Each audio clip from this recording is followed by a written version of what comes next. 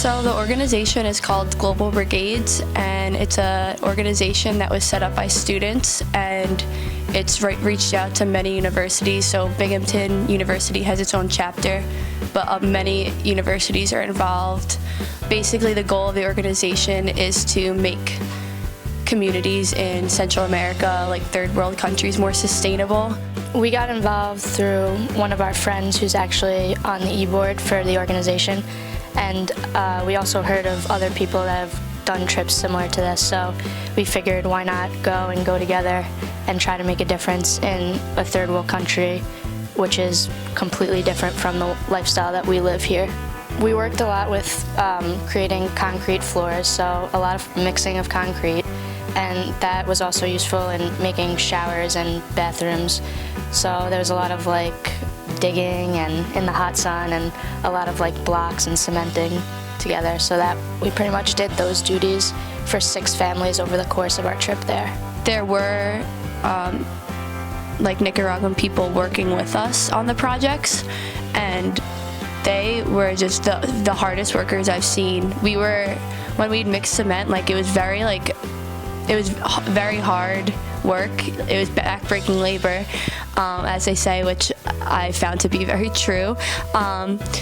They would be there earlier than we were. They would work through lunch, and they would work later than we did, and they didn't stop, and that was something that was really cool to see.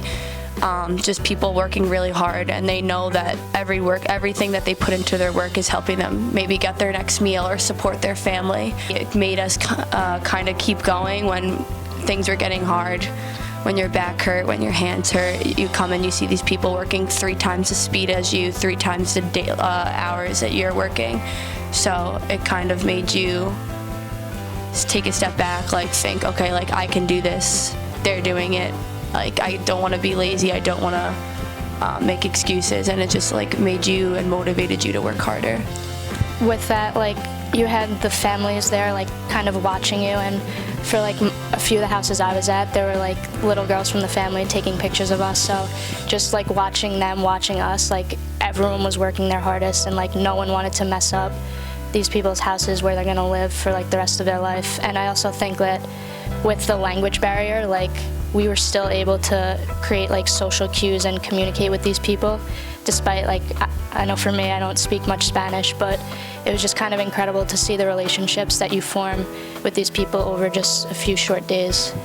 I think the most difficult thing I encountered was just seeing how little these people had, and knowing that at home that we have so much more than them, but we still want more, or we see other people having things that we don't have, and maybe being jealous or wanting more. And the people in Nicaragua seem to be content with their lives. And at first it was hard to see just the living conditions and the cities and the places we drove through. That was hard because they seemed to not have much. But then when I saw how happy these people were, and how loving and caring and grateful they were, then it was kind of tough to think, okay, why am I not like these people? At first, it was different getting used to living their lifestyle for a week. So taking a cold shower at first, I was kind of oh no. But then through a day or two, realizing that it's really not that big of a deal and being able to adapt to it. I think more so the difficulty was leaving the communities on the last day, just seeing how joyful the kids are with the simplest of things. They just find joy in pretty much just laughing at a picture or something. And I think after seeing how happy they were with our presence and getting to interact with them, it was really difficult leaving them and the families on the last day. My favorite part of the whole trip was getting to know everyone that we were working with, and just seeing something visual progress. Seeing we got there and there was our projects, it was just a big hole in the ground or just dirt floors, and then we left and you could see, like, we made a septic tank. Like, it started just a hole in the ground, and then we made a septic tank. It was just started with flat ground, and we built latrines. Started with a dirt floor, and we built cement. So seeing the visual progress and knowing that came from, like, working with people that we didn't know before, both the people that we went on the trip with and the Nicaraguan people that we were working with, and also seeing, like, the happiness in the families when the project was done. I've never done anything building-wise like that before, so getting to see that you, like, have a direct impact on these people's lives is pretty cool to me. And I think also getting to know more about, like, their culture. They were eager to learn about us, and we were eager to learn about, like, them and their lifestyle. So I think that was, like, an awesome experience with getting to know them and the families, and also getting to work with 27 other people who have the same goals and interests in mind for the organization. I think it's kind of like an addicting experience, which everyone who went on the trip said that, like, once you go once, you just want to keep going. And like Sharon said earlier, it's one of those things where if you can't just see from pictures, like, you have to actually be there and witness, like, what it's like. And then from there, you just want to keep going back and keep helping.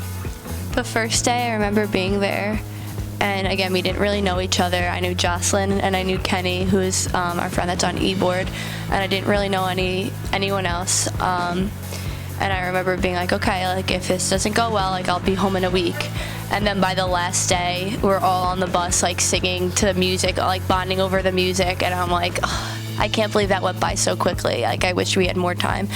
So I definitely will want to go back. The next trip will be next winter, and they're planning on doing a medical, dental, public health brigade. So that will involve a few days of setting up a clinic with doctors and dentists and helping people who already have problems. So we'll go there and we'll help people that are already in need of medical attention, and then on the flip side, we'll do probably 2 days of public health, which will be similar to what we just did.